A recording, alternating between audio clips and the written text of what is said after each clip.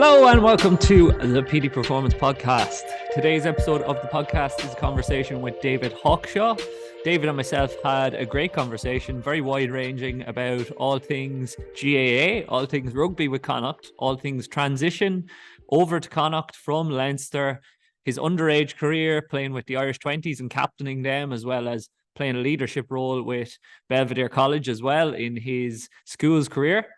And we talked a lot about mindset, a lot about his approach to relaxing on the field, getting the best out of himself, his love for GAA, a lot about family and what his parents instilled in him from a young age, and just a really, really enjoyable conversation about all things improvement, all things staying present. So I hope you enjoy it. And if you do enjoy it, please remember to like it, share it, and send it.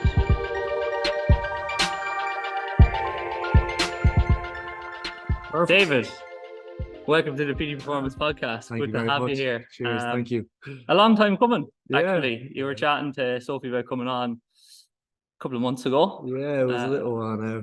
After the season finished. Yeah, she got on to me then, and then we unfortunately wasn't. There was a few travels and a few things going on at the time, so it's good to finally get on, yeah. And then in regards to your off season, like, it's not that long. It hasn't been that long since the end of the season. But what did you end up getting up to for the off season? Was there much training, or was it a good bit of travel, a good bit of enjoying yourself, or a balance of both? It's trying to find a balance, but I think particularly this off season as well, trying to actually completely switch off and trying to get away from it for a little bit. You know, it was kind of it was a long season, but a good season. You know, we ended up turning other things around, which was brilliant. But as well, though, I think we were ready when the time came to take time off. It was nice to head away, so kind of spent a few weeks back at home, and then headed to San Diego with my girlfriend and her sister and her sister's boyfriend as well. So there was 4 of us to travel around there for a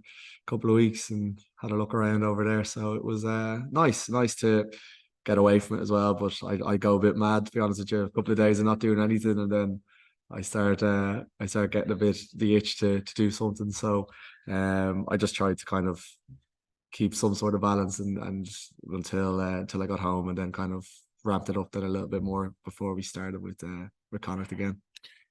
That was going to be my question. How did you go about switching off from it altogether? And I would imagine when you're in Dublin and people see you, they're asking you continuously or consistently about how things are going and the last season and the coming season and whatnot. So getting to San Diego was probably fantastic because you're walking the streets, no one knows who you are. Yeah, no, 100%.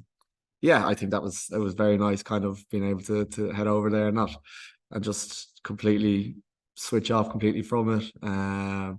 Actually ended up on the Pacific Beach, then saw Leinster kind of development coach that would have been up through the years, so ended up running into him for a little bit, which was pretty funny. But other than that, you know, it was nice, just, you know, not even thinking about anything and just enjoying the time and being a bit more present in a way there, and just being able to enjoy it really. When you're away though, and it sounds like from what you've said there that your body knows that you're an athlete and wants to train. So if you're not training or doing something, as you said, you're getting an itch because you don't feel the usual way that you feel in your body. Yeah. So did you do any training while you're away? And then when you were doing whatever unstructured training it was it an aim of yours to be more present in that training without potentially striving for anything, just training to train essentially? Yeah, no, 100%, I guess. I probably looked at it in a mentally kind of way, that if I'm going to be as present as I can be when I'm there, you know, when we're out doing things, I guess to get the best version out of me, that I feel content in what I did throughout the week, you know. I know that's a bit structured, but I'd probably, like, if I went a while not doing anything, I'd probably be in my own head going, geez, you've done nothing, you know, all this kind of stuff, because you're just, as you said, you're so used to it. So I don't know if I'm answering your question here, I might have gone off, but it was just my way of being able to enjoy my holiday as much as I could, just doing little bits, and then when I was able to enjoy myself, then I could enjoy myself, knowing that I did whatever amount I did, or it was nothing big, but just to keep ticking over really. But you come from quite an active household, let's say. Yeah, So when you went away on holidays when you were younger, were you an activity household on holidays, or were you a lounging by the pool? It doesn't sound like you yeah, were very much a lounging by a pool yeah. type family. I think we would have drive my mum and dad insane, to be honest with you. But I was laughing about it on we would have gone away when we were younger, but then from about 8 or 9, just because of my older brothers and sisters being busy and whatever's going on, that we didn't really get a holiday as a family for up to 10, 11 years. So you kind of forget when you're that age, you know what I mean? Obviously, you're being active and stuff like that. But then we went away on holidays there in 2019, just before COVID, and Christmas time before COVID. And I found it quite funny that, like, because you were kind of waking up with so much energy, wanting to do things. And then I found my older brother James, my sister Sarah, Daniel, all the same, kind of, you know what I mean? That we were all kind of like, oh, wanted to do things, wanting to be busy and stuff like that. And I was kind of thinking, I was like, Jesus, aren't we lucky that we didn't have a holiday for a good while? Because I think it wasn't really a holiday. It was more we got back, we were ready for another one. So yeah, we would have been quite busy, I'd say, going from place to place. But even like non-physical things, I would imagine, like in the family, did Jimmy have the GoPro out on holidays? He Like, would have, yeah. He was, you would have always had it out. Well, especially in recent times when he kind of went into the photography kind of side of things, that he would, anywhere we are now, we'd make sure to have it out and capture some good moments. So he's mad for it, in fairness, and he's, you know what I mean. I was only chatting to someone about it the other day, that it's pretty impressive, that kind of side of photography, and that the way that people have that kind of eye. I just find it, like, I'd take a picture of something and that thing, and I'd be looking at it like, that's shocking. And I looked a lot better when I was looking at it, and then he'd be able to kind of make it look the way it looks, or just even better. by the picture he takes. And I'm just kind of like, how do you do that? But he loves it, in fairness, and he would be mad for it when we're away and doing things. So he's just back from Inishmore there for a few days, and he got some good stuff there over there. So he's I'm looking forward to kind of seeing what he has now. Obviously a good sportsman in his own right, and we're giving him big props here as well. But just my question then in regards to that is, that's his thing outside of sport, even though he plays sport and whatnot. Do you have a thing that you're quite linear on or focused on other than sport, or has it just always been rugby? Yeah, I wouldn't have something like that. I'd be big into the GAA, I'd be big into GAA, and I'd follow that a lot. So I know it's a sport thing, but I guess that's my switch off, going to games, following it, watching it, chatting about it. It's a completely different community as well. So I would have friends that I would have played when I played GA that I'd still have now, that I'd still catch up with. And then, yeah, that would be my main kind of outsource of rugby. And then other things would just be, we would be a close family, I'd have close friend groups that I just try, which is outside the rugby, that I do, stick into. So that would be kind of my way, without it really being something not sporty. but it doesn't have to be not sporty as well. Like Castleknock. So are you Bridges or Castleknock? I'd be Bridges. Bridges, okay. And I would imagine the reprieve is because when you go down the GA ground, they know you're playing rugby, but they're not that invested. You're still playing rugby. It's not very into the minutia of system or how things are going, or is this person going to sign, or whatever, what you think of that. So the focus is Bridget's. Yeah. So let's talk about Bridget's and what's going on the field or whatnot, and who's playing. So it is a reprieve from your job, because rugby is your job, even though you love it. It must be a good thing to go down to that community, which is a community of Castleknock as well, and a big one as well, a great club, a very big club, and very close-knit, it seems, as well. But an opportunity for you to connect with the people where you're from about something that is not your job and your profession, which you must, at some instances at least, feel a little bit of pressure around your job. 100%. I think that comes with the nature of of the job, or I don't like to look at it as a job, but as playing rugby. But I think you've hit the nail on the head there.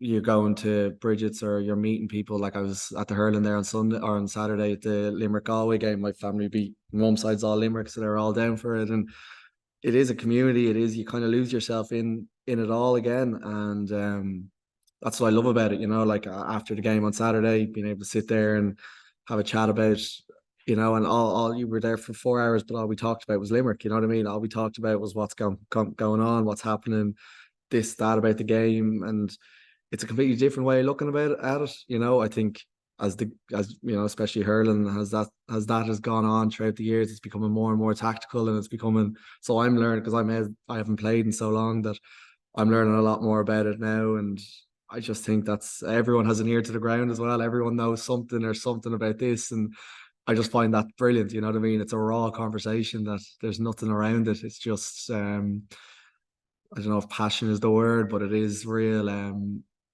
There's such a tight feeling around it, and a love for it that probably is very unique, and that a lot of other sports don't have, I think. So that's why I love it, the rawness of it all. Does your mom make you put on a green jersey?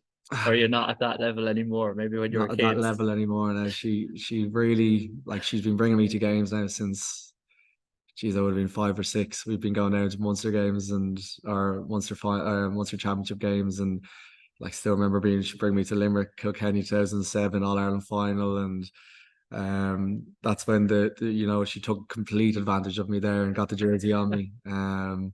But pretty funny, when we would have played Limerick in a minor semi-final 2016 or so, and day before it, I was just pucking a ball outside the back, and she comes out with the Limerick jersey on and just doesn't take it off for the whole day. Limerick end up beating us and going to the minor final. And when Limerick are in All Ireland final, mum has a big flag that she puts out the window, but it used to be out the window in my room. And I normally never minded, obviously, with senior games, but they get into they beat us for an All Ireland final, and she's the flag out the next day. So she made sure to rub it in anyway, which was, I'm still a bit hurt over, as you can see, a couple of years later. Yeah. And it sounds like you knock a good bit of crack around that in the house. In regards to watching hurling now and appreciating the more tactical aspects of the game, there's been a lot of talk recently, at least in GAA circles, about the rawness of hurling and how it's so raw. But when you watch at least these latter stages of the competition, you can see, when you look for it, what the teams are trying to do tactically, more so. Maybe as we get older, and maybe because it's instilled in you from such a young age in a rugby background. Like, essentially, when you reach junior cup or below, it's no longer man on man or 1v1 battles in rugby. That's essentially in minis is the only time that occurs. Yeah.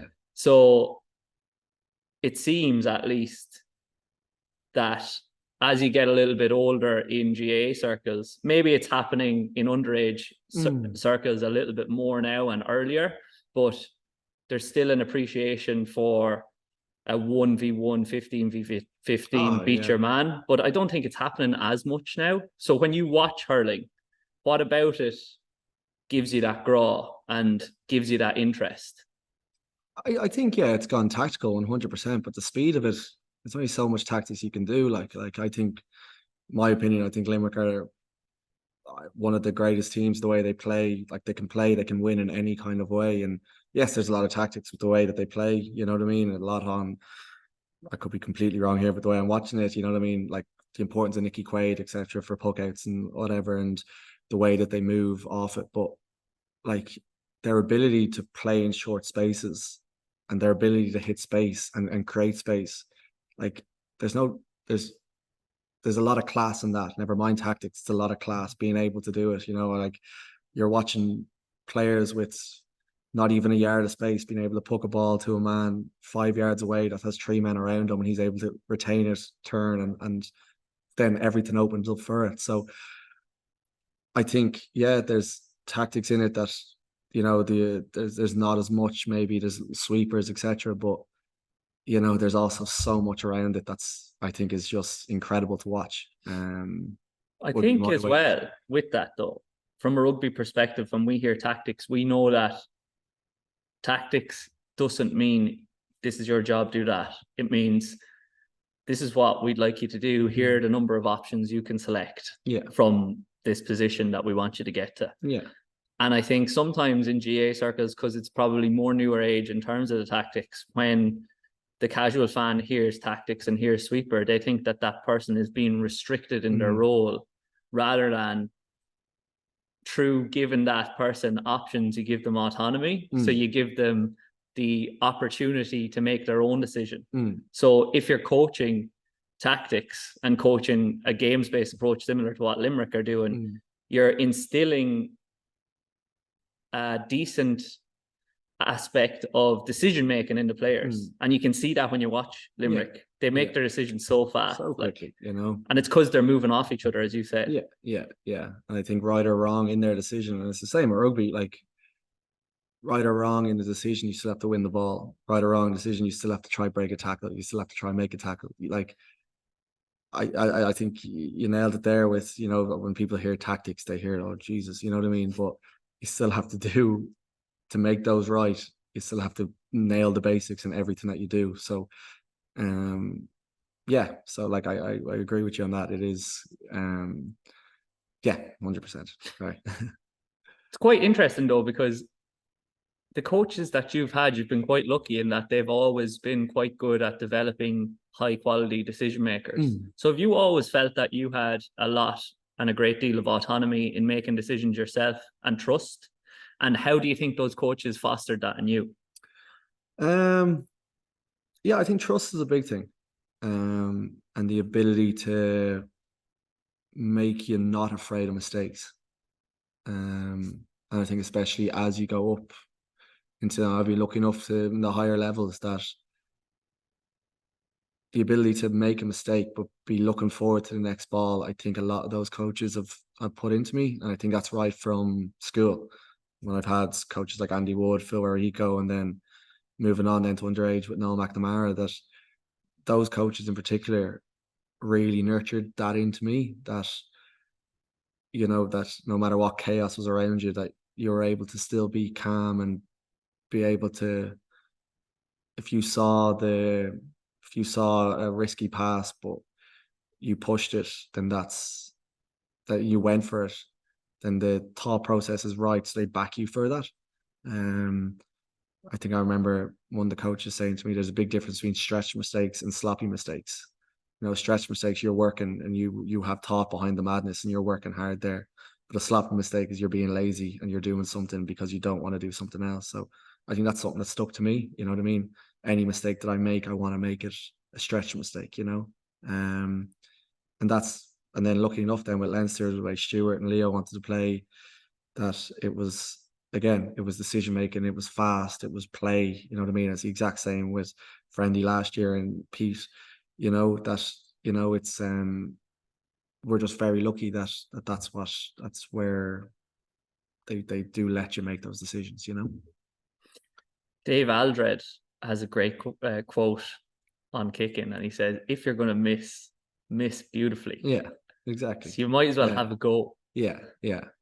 Was there ever a time that you felt restricted on the pitch by yourself, maybe not by a coach? Yeah, no, 100%. I think, man, not long ago, you know, I think when I came back from my injury, I think I had such high pressure on myself that I had to perform, and that I think I was out for close to 2 years, so 18 months. And when I came back, I had it in my head that I had to be this level. And I probably had it in my head from the day I got injured that when I come back, I'm going to be this. And straight away that restricted me. So do I think I played my best rugby in those 2 years? No, when I came back, no, not at all. And I guess it's something that's I'm still probably working on, trying to get that full confidence back from that. But I mean that in a good way, because it is a process that when you do restrict yourself, that little habits can come in then it's about breaking the habits and coming back. So, so I think mainly come back from an injury and wanting to be at a lot higher level, or not. I think that's wrong in saying that, because that's restricting you already, but you know what I mean, having too much expectation on your shoulders and being too negative with yourself, that it does pull you down, and you do start to think of consequences instead of what could happen, a good thing. You know what I mean? Seeing it So as the opportunity. exactly, opportunity. Yeah, exactly. So that was probably a big one for me, because no matter what, the coaches were saying the right things. You know what I mean? The way that they were playing, you agreed 100%, but for some reason in your head you weren't doing it when you're on the pitch. So yeah, that was probably a time then, back then. I think we spoke to Conor O'Brien about it, and when you're pushing and pushing and pushing and pushing, it's probably less likely to happen. Exactly. So what occurred for you to realize, you just relax and be David here now? Yeah. Geez, probably a few moments, I think. And I think it's a constant, you're constantly trying to be your own self, especially a younger player coming up. I guess that year, coming off the pitch annoyed training really, really bothered me. That I when our big session would have been a Tuesday, and I used to come off going onto the pitch, very much, I don't know, fear's the word, but real, I need to go well here, you know what I mean? And then coming off the pitch really annoyed at myself. And I think that was probably a big thing as time went on with that, going, this isn't working with the way that I'm thinking here. You know what I mean? This isn't going anywhere. And then we would have played Munster in a Rainbow Cup game, and I went from not being involved at all on the day to ended up playing 75 minutes. So I got a call at about 4 o'clock or something, 5 o'clock, that I was on the bench. And then I think Harry was 10 at the time, and he hurt himself early on. So I ended up coming on and I didn't go well at all, and we ended up losing pretty heavily. And I should have been going into that game fully relaxed, because I hadn't played all week, and I was just back from an ankle injury at the time that week. So I should have gone in really relaxed, but I went onto the pitch full of pressure, and and I was only young. So after that game, I was like, I can't think like this anymore, and I can't whatever. So I guess that was a big moment for me to try. That was the last game of that year that I had. So to try get into preseason and free myself up a little bit, in any way I could, mentally, like. Yeah. The funny thing about that is Conor told pretty much a carbon copy of that story. He was playing in the league. However, he framed it differently in that he said, "Oh, I have nothing to lose here." And he ended up scoring 2 tries or something ridiculous. Because he was parachuted in really fast. Whereas it's amazing what a shift in mentality can do to a player, isn't it? Yeah. That and it probably wasn't coming from anybody other than yourself. No, 100% myself. There's nobody else. So I think that was the big thing with it, But I often have had the conversation, and I often speak about how your greatest strength is sometimes also your greatest weakness. So it sounds like you would have put a lot of pressure on yourself from a young age to perform well, and you wanted to be the best that you could be. So it got you to a certain level. But once you got to that level, you realized, I'm not going to go any further unless I let go of the outcome here and just actually enjoy the process and enjoy playing a little bit and play with the shackles off, which is when it sounds like when you play your best. Yeah, no, 100%. I think, yeah, it's very funny thing how your mind can contradict those things. When the shackles are off, you feel like, and I think everyone plays their best when the shackles are off, not just me. But when there's internal pressure in it, you just have to learn. You know what I mean? You have to learn to deal with it. You have to learn through experiences of bad days, that that you feel them, you understand them, you understand why it went like that or why you felt like that. And then when you're in that position again, you'll be able to be a lot better for it. I just want to bring it back to school rugby then, because I remember watching you when you were in school, and it seemed from the outside looking in that even as a young player stepping up when you weren't yet in final year, and taking a key role, a leadership position in those teams, it seemed watching you, I was like, that young lad is just completely unfazed by what's going on. He's really relaxed out there. Was I completely wrong in my estimation then? No, I think that's that was the time, and it was I guess the belief, I don't know, I guess I'm probably trying to think back at that time, and you did feel pressure, but you felt it in a great way. You looked at it in a great way, and I think that's what I mean. I probably came back from a long time off injured, where I was thinking a lot and thinking about my comeback, or me coming back a lot. That's why it affected me. But I guess back then, I looked at pressure, and I didn't even look at it as that. I just looked at it as, being young and being able to enjoy these moments and getting a feel off everyone else. And it was a completely, albeit at the time, high pressure, but I didn't look at it like that at all. I just enjoyed every second of it. But I'm probably coming across a bit negative in that year coming back from injury. But my point from it was kind of just how much, probably when you're injured, being in the present is so important, so that you're able to, when you do come back, you have freedom. I made the mistake of being injured for that long, but constantly thinking of when I'm going to be back, and albeit my body was really ready to go, but my mind was tired, you know what I mean? And my mind was fatigued. And then I was coming into, luckily enough, I played a good few games as an academy player that year. But was I extremely happy coming off, in my performance? Probably not, but I think that was from an over thought process of when I come back kind of thing. That's the difficult thing about an ACL as well, though, because when that occurs, you're constantly thinking, right, what can I do right now to put myself in the best possible position tomorrow, so that I can go after rehab and recovery tomorrow? Because your job changes from performance to, right, get my body in the best physical state possibly through rehabilitation and then recovery. So your thought process around recovery changes from, okay, recovery is when I relax and switch off, to, okay, recovery is what can I actually squeeze out of this orange here? Like, I need to do absolutely everything. And then it sounds like when you come back from that, you need to go back to what you were doing previously. Yeah, exactly. Has that been hard to navigate at all, given the ankle and then the knee, obviously, previously? No, I guess I've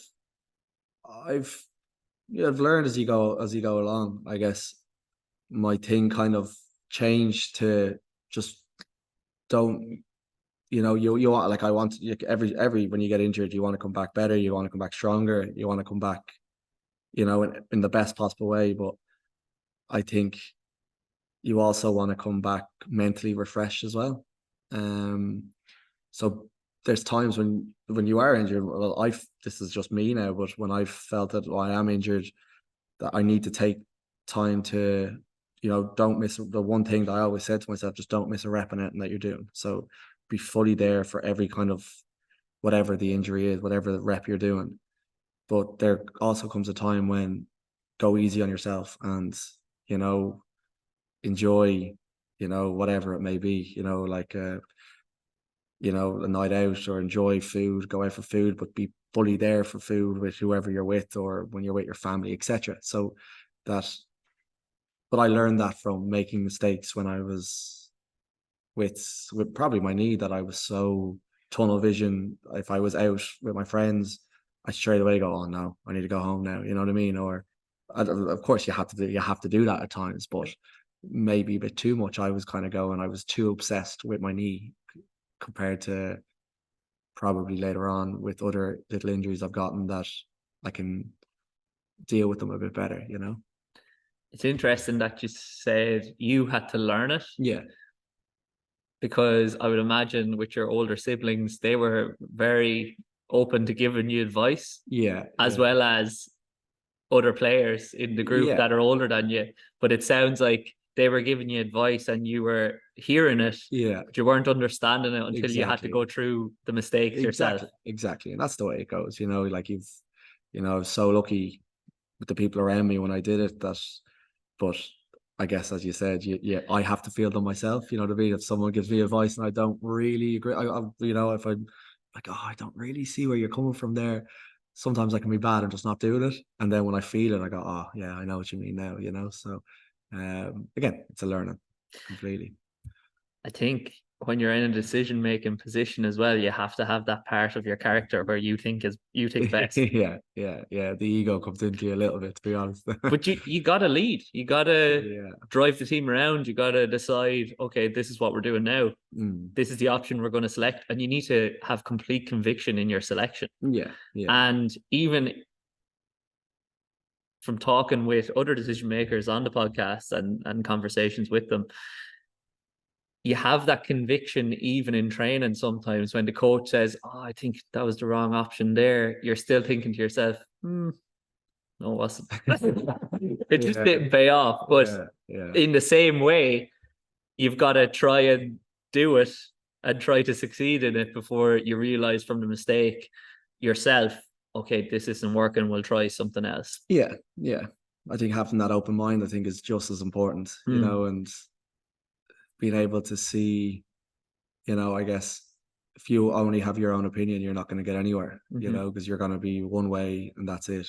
But having an open mind and seeing other people's opinions and why this and why that, I think it broadens so many horizons and helps everyone, So I just think it's so important, no matter how strong you feel on something, to listen to something else, because you don't know.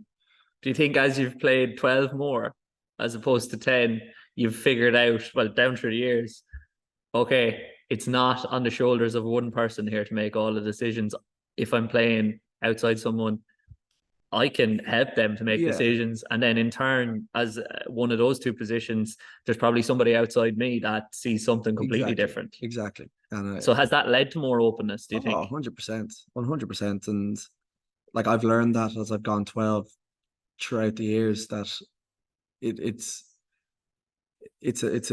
a nice position, because you can constantly be in the ear of, and it's not telling the 10 or whoever's there what to do. It's just being able to as you said there, give them another look, you know what I mean, or be another set of eyes, or like me and you could be standing here, but we could be seeing completely different things outside. You could be focused on one thing and I could be focused on a branch or whatever, So I think the ability to, and this doesn't always work, but to try and constantly give any bit different communication that to what is being seen. And sometimes you're both on the same level, but it just helps nines, tens, that they have a lot going on their plate. So when you've someone else in your ear telling you this or telling you that, it helps a lot,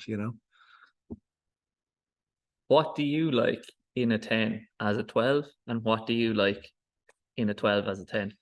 Are they the same thing or are they different? I guess they're similar, like if you have a 10 that's always talking shit, I think it makes, or if you have a 12 that's always talking shit, I think it helps so much. But it's not roaring or not shouting, just being able to like simple cues, or simple, because you've a lot going on as a 10, especially in the game now, that sometimes you might not have time to, or not, sometimes you might kind of switch off or not look, or when you need to or whatever. But if you have a 12 that's constantly there speaking to you, it just helps everything, or as things organized for you. And I think it's the same for both, really. I think that's just makes life so much easier. You have another set of hands, another set of eyes, and another mouth to communicate things.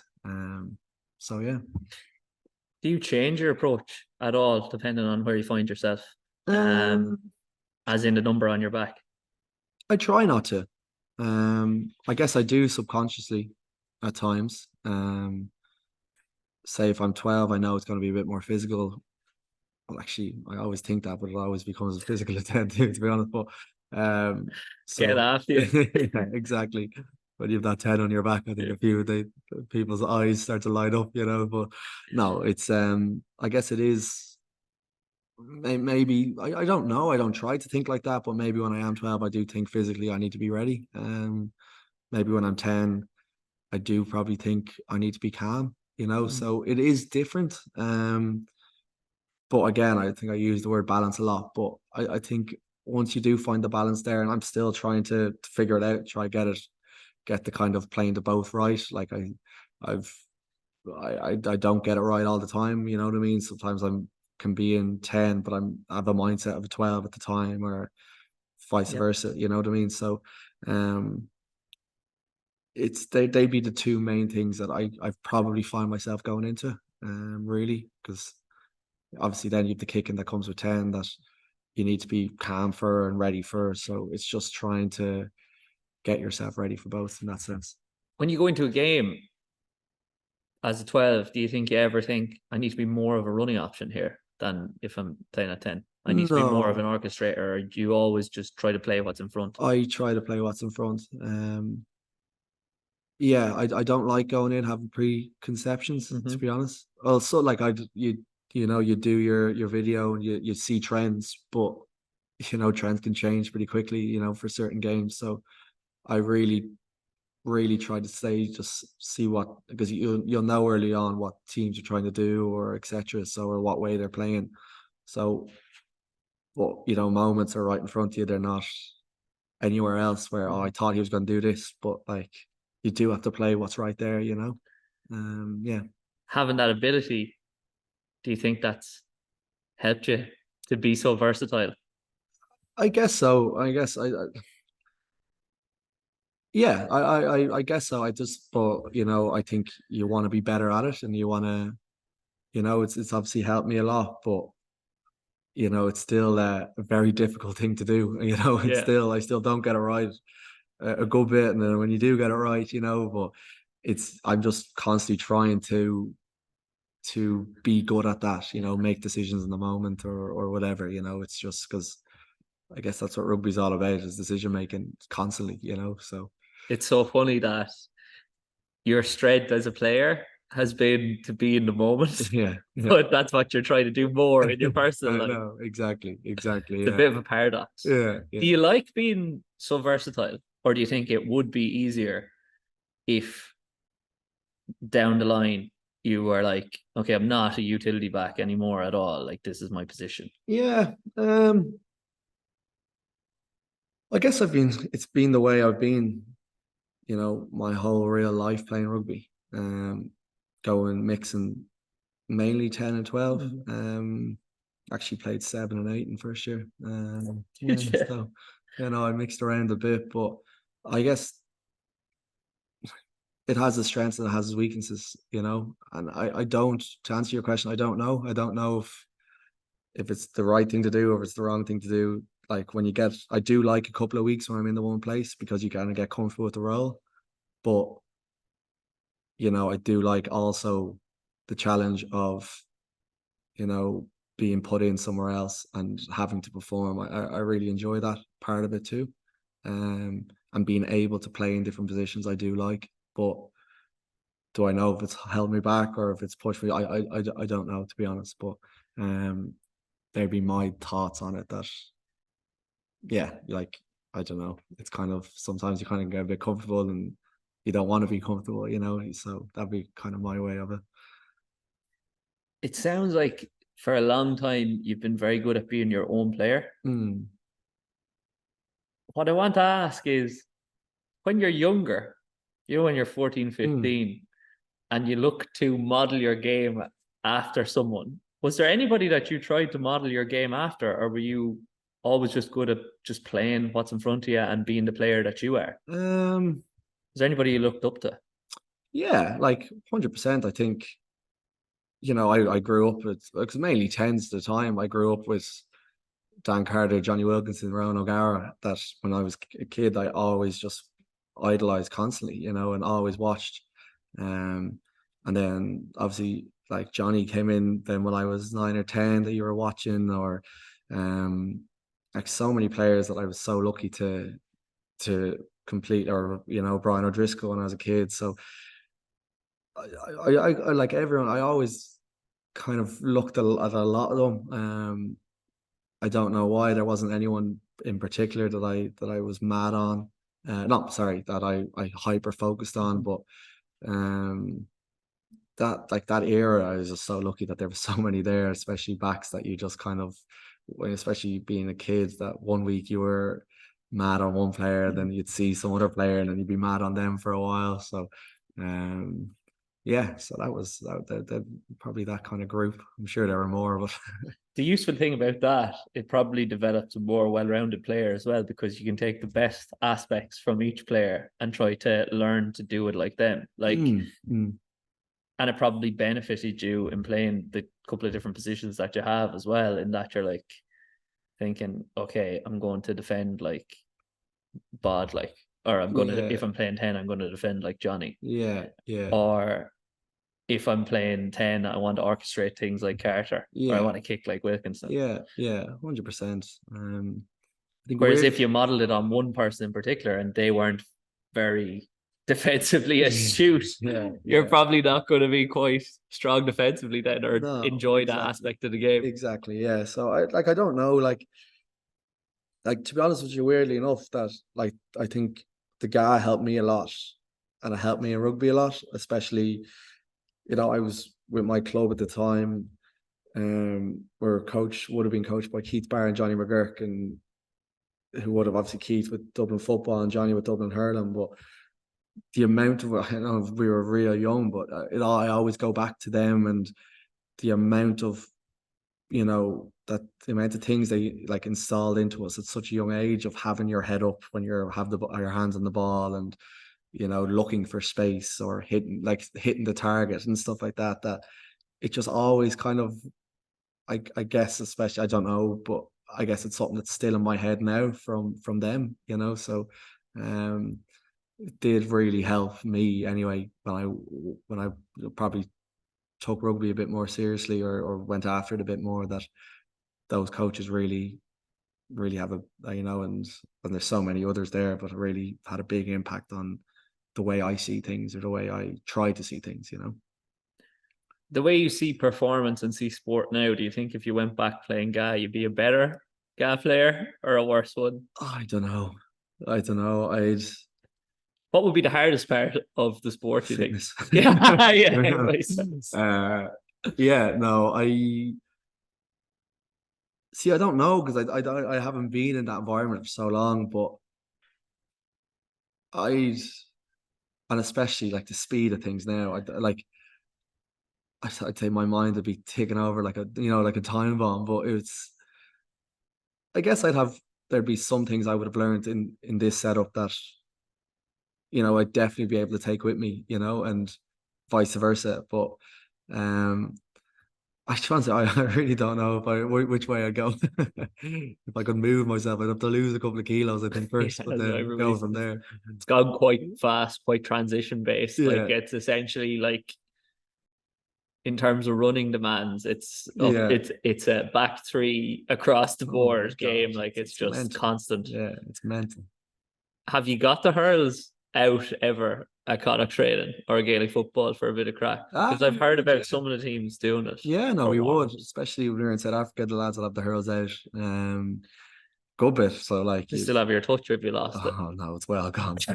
I was talking it up in Cape Town last year, and we were hitting threes or whatever, and I had the standing over the ball.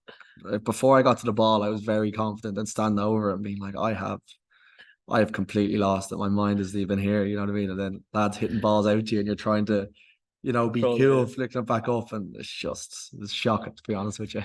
You have to be playing. That's the thing with it. Like anything, I suppose, if you don't do it for a decent amount of time. But like anything, I suppose, if you put enough work into it in the early stages, it probably will come back quite quickly. Yeah. You'd imagine, maybe not with hurling. I don't know. Yeah, hurling would be quite different. But then in terms of the new setup and things with Connacht, obviously with Andy leaving at the end of the year and the new coaching team coming in, what excites you about going back now? Is that freshness something you look forward to? Yeah, no, 100%. But the group as well. I love the group. You know what I mean? Everyone there. It's a real you know, it's a group that you want to perform for and you want to give everything for. And I think that's such a, I'm not saying about any other group I was in, but just right now in this particular group that I just have so much time for, and I really want to give everything to succeed with them. You know, and the new coaching team, it's, you know, Andy was brilliant, for me. And I couldn't say a bad word about him. And it's the same with this new coaching group as well. Obviously, it's new; we're only back, so you know, obviously time. You know, we'll get to know in the next couple of weeks which way we want to play, or etc. Or you know, once we get to know the coaching staff well. But they all seem like great people. Pete's obviously been there last year, so would know Pete really well, and he's absolutely brilliant. And there's no better man for, you know, to like we were absolutely delighted when he got the job. So it's the only word that I'd have in my head is excitement for it. You know, excitement to get going, even though that's starting for a good while. But you know, get into the thick of things. And obviously, we're in Europe this year, and you know, in the Champions Cup. So it's all gonna be. It's all very exciting. Sorry, I've said excitement about 10 times, but it's all But very exciting to me anyway to get going into it. that's what you want out of sports, Yeah, though, is yeah, excitement. You want to be itching to get out there. exactly, Like, exactly. So you've mentioned there around the group and around moving over to Connacht. Have there been any cultural differences that you've noticed tangibly in relation to maybe how you approach training or how you approach the game? Or, and then in relation to that, there was quite a few you moved at the same yeah, time. yeah. So did you bring a fresh perspective in, do you think? Or did you more assimilate and kind of engage with that culture that was already fully formed in Connacht? I think first, like coming in, that you know you immerse yourself in the culture. I think 100%, and it's like I was so like it was so inclusive, the group straight away as soon as the four of us came in last year. Four of us from Leinster, and then Byron and obviously Seamus as well. So, but it was so inclusive right from the first day that you were like, oh my god, like it's you know, everyone. It was like you've been there for years straight away. That's how comfortable they made you feel, which you know was amazing. And I think for Peter, who was obviously over 100 caps for Leinster, for Adam, who was it was for Leinster and an international, and Josh for them as well. Like he's 60, 70 caps for Leinster as well coming in. That you know that I think their brains were unbelievable for all the lads to pick off and to learn and like to chat about and to show different ways of thinking, as we were talking about different perspectives. But as well, that like, to be fair, when we came into the group, it was so the culture, everything was just was so fresh and so nice, and so it was the exact group that you wanted to be involved in, which was like a credit to the whole place. You know, it was I think the inclusivity which made you then want to give everything you can for them. You know, that's the same going into this year again. And then in terms of playing approach and playing style, obviously you've touched on there how you don't know what the style is going to be. It might not be too dissimilar from what's going on in the last couple of years, but like there are clear differences between how Connacht would approach a game and how Leinster would approach the game. Yeah, yes and no. I think I think there definitely is 100%, but I think it's I'm probably giving you a boring answer here, but it's yeah, actually I don't know. I just think it's like the only thing that comes into my head is, you know, the ability to, you know, for decision making, for, you know, that's, you know, attacking rugby. I think it's that. But with Leinster it was the same too, that was the exact same. Like, and I'm not saying that obviously there's differences there, but I think as a general, it's the same. And I'm saying about this for every club. It's like it's the coaches that put their swing on things then. But so the overarching theme maybe is similar, but would in your individual position, would you feel that some of the decisions that you're offered yeah, are different? yeah, I guess so. I guess so. I guess it's um I guess there's probably differences in there was differences in the mindset towards certain areas of the field, and both yeah. right, just both completely just different ways of thinking about areas of the field. And I think that was probably something as a 10 to get your head around, because you're so used to one thing going into another thing. But once you saw the fruits of the new thing, you were like, I completely understand where it's coming from now, because I probably, because you're so used to, I had a couple of years in Leinster that it was this way, and then when you this is move how we across, exit. this is how, yeah, exactly. And then when you come into Connacht, then you're scratching your head in the sense of just not being used to it. And then as soon as you kind of understand it, you're like, all right, I understand why we're doing this, or what's the why behind it all, That's the benefit of being in the two setups as well. And it probably comes with playing with the team and realizing that both game plans and styles are to the strengths of the team. So initially when you go in, you're probably thinking, and you usually do think to an extent, you're less open, and you're probably thinking, no, this is what you do in this area of the field because it pays off the most. Because from my experience, it has so far. Yeah. Whereas, as you say, if everyone's bought into one approach in this new place that you are in Connacht, and there's different strengths to the team, you've got to utilize them, and then it's going to pay dividends, and you're going to realize with experience, oh, actually, I was probably a little bit wrong. There's not one way to do anything. Yeah. There are multiple ways. Yeah. And it's probably only going to benefit you as a player going forward. 100%. It opens your awareness again. So 100% does. Do you think you would be, as a result of the change and the transition over now, more open to outside of the box approaches to whatever area of the field that you might be? Yeah, no, 100%. I think outside the box approaches, but having your own values and your own opinions as well, always coming to the table with your opinion, I think is huge. And I think that's in everything. But also the ability to listen and say when you're wrong, and say when and put your hand up and go, oh, yeah, I'm wrong there. I get what you mean. I think it is 100% right, but I do think you should have your opinion and have what you're seeing and your reasoning for things as well. Was it daunting initially going into maybe putting your hand up and saying, all right, this is what I think? Were you very much, when you went in, I'm going to listen more than I'm going to talk here? Or was it as a result of everybody being so welcoming, you felt like more comfortable in voicing your opinion? I think there's a balance there. Because I think for me, I wanted to come in, I wanted to listen, I wanted to learn, like players there, there's so many, like I'm only naming like Jack, Bundy, etc., Tom Farrell, Tom Daly, like there's so many players there that I wanted to get stuff from, you know what I mean, and learn from.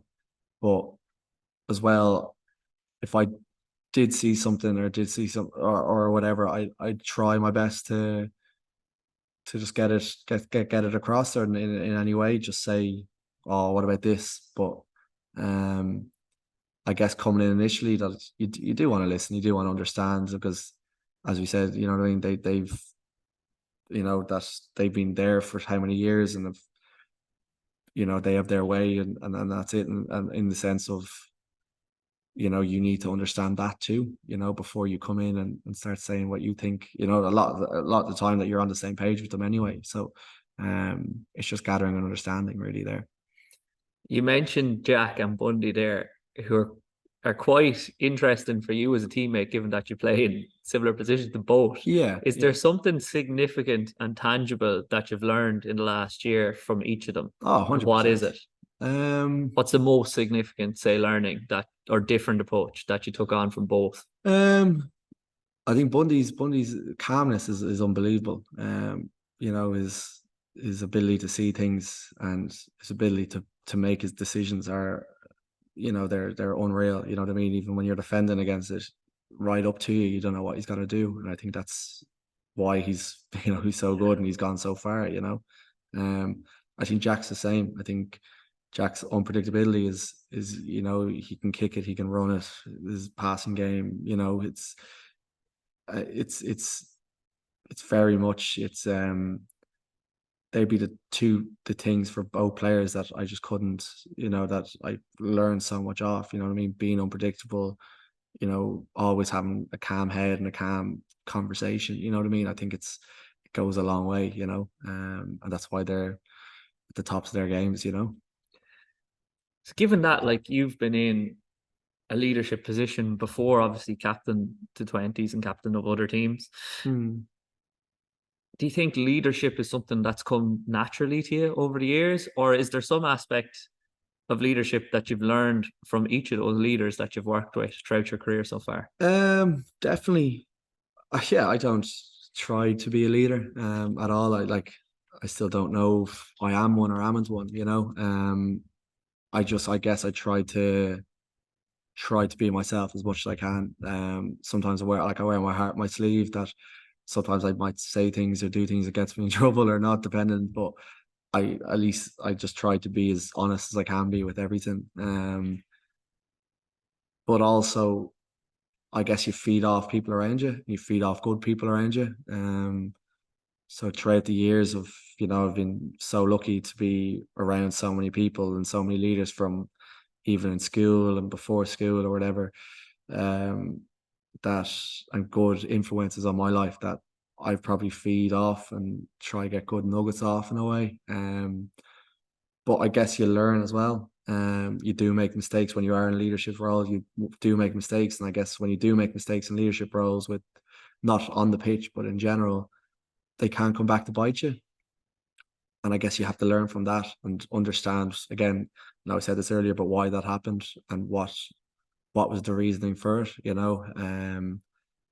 But yeah, I've been lucky enough, obviously, with the 20s and moving forward as well, to be in like after the 20s, being in roles, but just trying to be myself. And are your mates good to keep you in check still, in regards to, you've mentioned there previously about, oh, I have to go home from nights out and whatnot, and being very overbearing in regards to your own personal development and whatnot? I Are guess they good at getting you to relax and catching you when you go over the edge a little bit? 100%. But I guess I wouldn't really be like that anymore. I guess it was just during the injury at the time. But yeah, no. You're like, I think having a group of mates that some of them are mad into football, some of them are big into rugby, GAA, some of them are into drama and musicals and stuff like that. So it's such a great mix, of there's a good group of us that, there's always something different, that if I'm, say, whatever is going on with me, if I'm playing away, if I meet them for, a couple of pints or whatever, that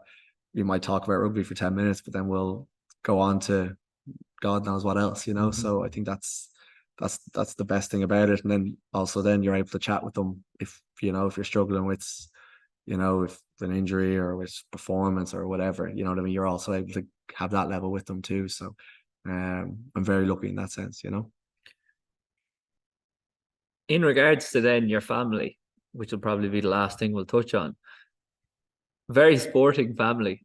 Yeah. Very high achieving as well in regards to sport. Yeah, in ways, yeah. In ways. Yeah.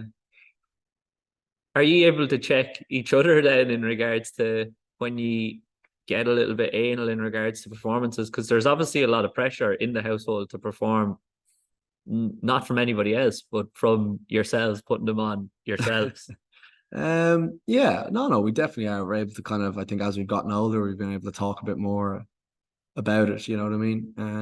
And ask each other's simple questions and stuff. I guess probably our mum would be the heartbeat of it all, that she has to endure probably a lot of giving out or a lot of. But she's leading it sometimes, exactly, with the Limerick fags out the window. Oh, she is indeed. So, but she loves it. Like, so I guess she'd be our kind of heartbeat in a way that, she kind of feels everything and feels everything from us, so good and bad. So it's, yeah, no, we definitely have gotten better at it as the years have gone on, really.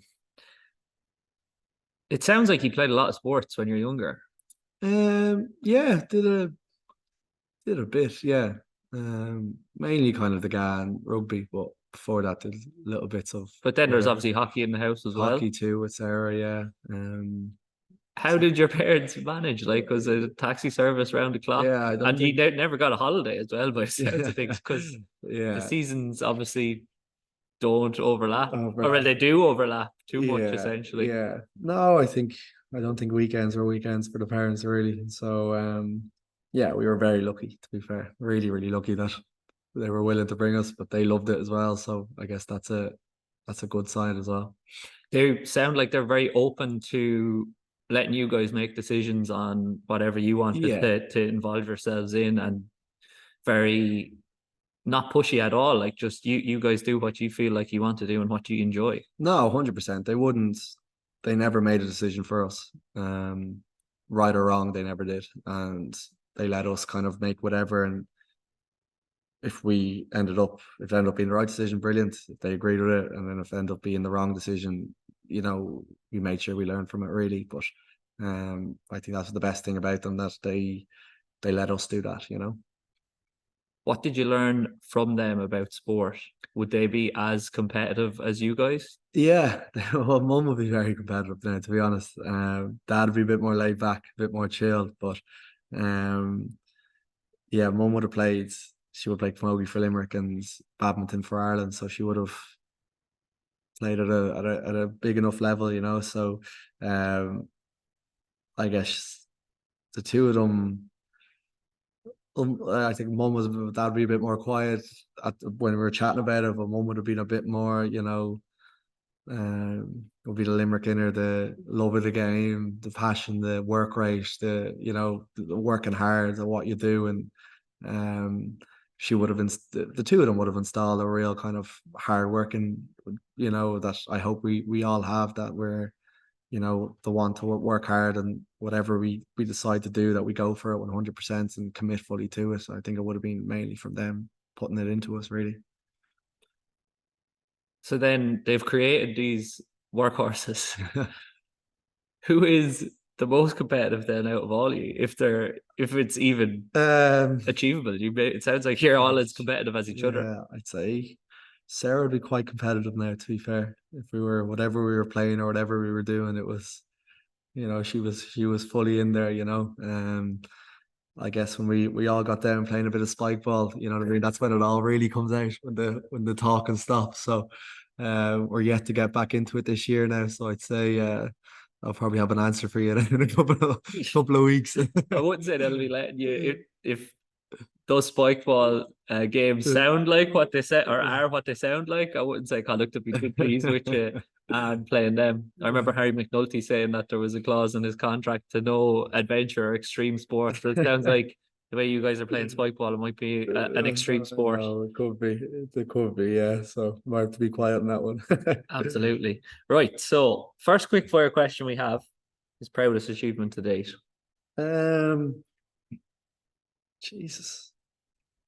I probably, I guess 100% being named captain as the 20s was a massive achievement for me, and something I was definitely very proud of. Um, I guess last year or 2 years ago, myself and my two brothers played together for Clontarf. So I think that was another one that was, I know I'm giving you two here, but two big moments now for me, really. Favorite athlete of all time? I think that changes all the time, but the only one that always comes into my head is Rafa Nadal, I think.